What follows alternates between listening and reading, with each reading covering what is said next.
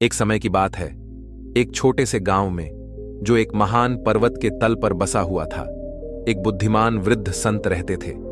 उनकी अविश्वसनीय ध्यान शक्ति और ज्ञान के लिए लोग दूर दूर से उनकी सलाह लेने आते थे। लोग मानते थे कि संत के पास हर समस्या का समाधान था, चाहे वह कितना भी कठिन क्यों ना हो। गांव में एक युवक था जिसका नाम अरुण था। अरुण एक प्रतिभाशाली मूर्तिकार था, लेकिन उसका मन हमेशा इधर उधर भटकता रहता था, जिससे वह अपनी उत्कृष्ट कृतियों को पूरा नहीं कर पाता था। उसकी मूर्तियां अधूरी रह जाती थीं और उसे हमेशा लगता था कि वह अपनी पूरी क्षमता का उपयोग नहीं कर पा रहा है। एक दिन उसने अपने दिल में दृढ़ संकल्प लिया कि वह संत से मार्गदर्शन मांगेगा और अपनी समस्या का समाधान ढूंढेगा। अरुण ने संत के पास जाने का निश्चय किया। उसने सुना था कि संत सुबह के समय बड़े बरगद के पेड़ के नीचे ध्यान करते हैं। वह सुबह सुबह उठकर संत के पास पहुंचा। संत ध्यान मग्न थे और चारों ओर की शांति में विलीन हो चुके थे। अरुण ने धीरज के साथ इंतजार किया, जब तक कि संत ने अपनी आंखें नहीं खोली। संत जी, मैं गांव का मूर्तिकार अरुण हूं, उसने कहा। मुझे अपने काम पर ध्यान केंद्रित करने में समस्या है। मेरा मन हमेशा विकर्षणों से भरा रहता है। कृपया मुझे ध्यान केंद्रित करने की कला सिखाएं। संत ने उसकी ओर देख मुस्कुराते हुए कहा, मैं तुम्हारी मदद करूंगा, लेकिन पहले तुम्हें मेरे लिए एक कार्य करना होगा। उन्होंने पास पड़े एक बर्तन की ओर इशारा किया। यह बर्तन लो और इसे नदी से पानी से भर दो। फिर इसे गांव भर में लेकर घूमो और एक भी बूंद गिरने न दो। अरुण को इस अनुरोध पर आश्चर्य हुआ, लेकिन उसने संत के कहने पर सहमति जताई। वह नदी की ओर गया, जहां पानी शांति से बह रहा था। उसने सावधानी पूर्वक बर्तन को पानी से भरा और अपनी यात्रा शुरू की। चलते हुए उसने अपनी आंखें बर्तन पर ही टिकी रखीं, यह सुनिश्चित करते हुए कि एक भी बूंद न गिरे। गांव की सड़कों पर चलते हुए अरुण को कई प्रकार के दृश्य और ध्वनियाएं सुनाई दी। बच्चे खेल रहे थे, बाजार में लोग खरीदारी कर रहे थे, महिलाएं हंसी ठिठोली कर रही थीं। लेकिन अरुण ने अपनी नजरें बर्तन से नहीं हटाईं। उसकी पूरी ध्यान शक्ति उस बर्तन में थी। जैसे जैसे समय बीतता गया, अरुण की थकान बढ़ती गई, लेकिन उसने हार नहीं मानी। उसकी मनोवृत्ति दृढ़ थी। कई घंटों के बाद अरुण संत के पास लौटा। बर्तन अब भी पूरा भरा हुआ था। संत ने मुस्कुराते हुए पूछा, बताओ अरुण, जब तुम गांव में घूम रहे थे तब तुमने क्या देखा?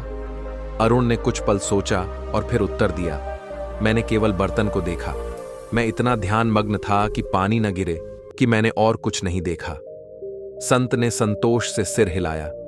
देखो अरुण, ध्यान केंद्रित करने की कुंजी है कि तुम अपना मन पूरी तरह से काम पर लगाओ।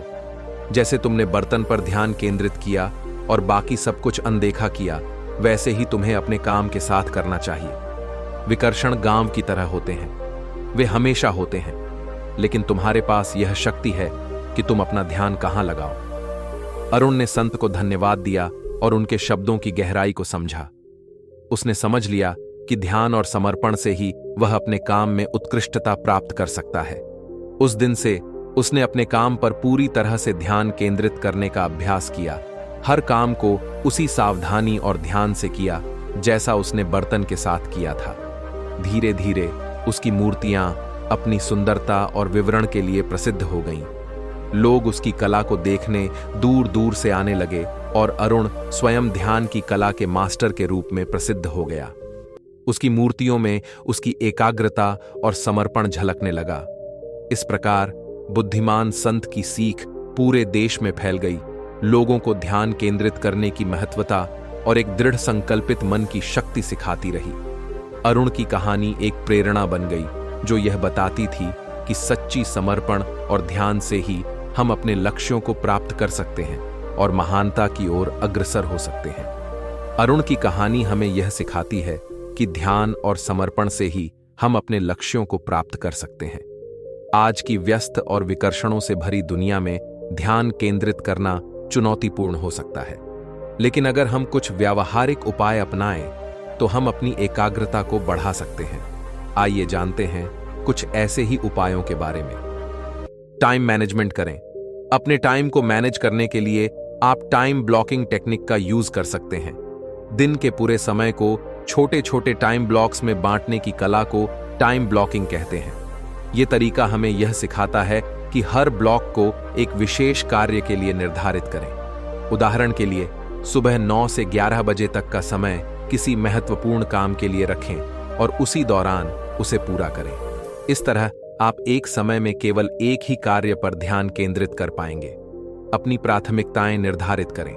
अपने सभी कार्यों की एक लिस्ट बनाएं और उन्हें प्राथमिकता के आधार पर अरेंज करें। सबसे महत्वपूर्ण कार्यों को पहले पूरा करें। यह आपको अपने दिन को ज्यादा मैनेज्ड और उत्पादक बनाने में मदद करेगा और आप उन कामों को पहले और टाइम पर कंप्लीट कर पाएंगे जो कि आपके लिए महत्वपूर्ण है।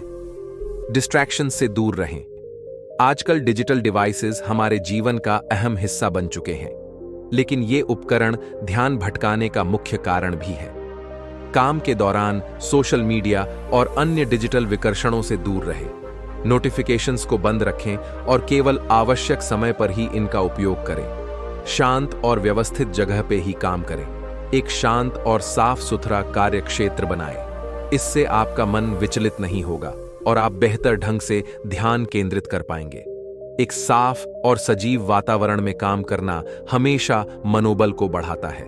ध्यान और मेडिटेशन को अपने जीवन में अपनाएं। ध्यान हमारे मन को शांत करता है और ध्यान केंद्रित करने की क्षमता बढ़ाता है। प्रतिदिन कुछ मिनट ध्यान करें। सुबह के समय ध्यान करना सबसे प्रभावी होता है क्योंकि यह आपको पूरे दिन के लिए तैयार करता है। माइंडफुलनेस को फॉलो करें। वर्तमान क्षण में जीने की कला को माइंडफुलनेस कहते हैं।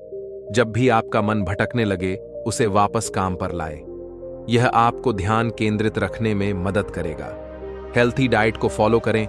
जंक फूड और अत्यधिक शक्कर से बचें क्योंकि ये शरीर और मन दोनों को थका देते हैं। नियमित व्यायाम करें। व्यायाम से आपका शरीर और मन दोनों सक्रिय रहते हैं। इससे ध्यान केंद्रित करने की क्षमता बढ़ती है। पर्याप्त नींद लें। पर्याप्त नींद लेना अत्यंत महत्वपूर्ण है।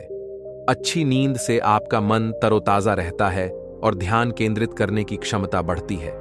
एक निश्चित समय पर सोने और जागने का रूटीन बनाएं। इससे आपके शरीर का प्राकृतिक रिदम सही रहेगा और आप अधिक ऊर्जावान महसूस करेंगे। काम के दौरान शॉर्ट ब्रेक्स लेते रहें। हर 25-30 मिनट के काम के बाद 5 मिनट का ब्रेक लें। इससे आपका ध्यान बना रहता है और आप अधिक उत्पादक रहते हैं। इस तकनीक को पोमोडोरो तकनीक कहते हैं। अरुण ने संत की सीख से जो समझा वह यह था कि ध्यान केंद्रित करने की कुंजी है कि आप अपने मन को केवल एक काम पर पूरी तरह से लगाएं। जैसे उसने बर्तन को ध्यान मग्न होकर गांव में घुमाया, वैसे ही हमें भी अपने काम पर उसी प्रकार ध्यान केंद्रित करना चाहिए। यदि हम इन व्यावहारिक उपायों को अपनी दिनचर्या में शामिल करें तो हम भी अरुण की तरह अपने कार्यों में उत्कृष्टता प्राप्त कर सकते हैं और अपने लक्ष्यों को हासिल कर सकते हैं।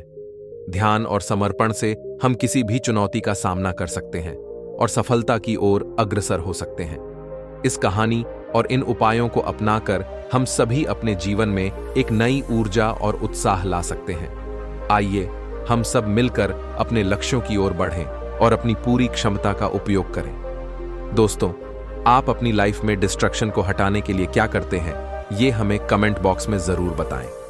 अगर आपको यह वीडियो इंटरेस्टिंग लगा हो तो इसे लाइक करें और चैनल को सब्सक्राइब करके अपने फ्रेंड्स और फैमिली मेंबर्स के साथ शेयर करें। धन्यवाद।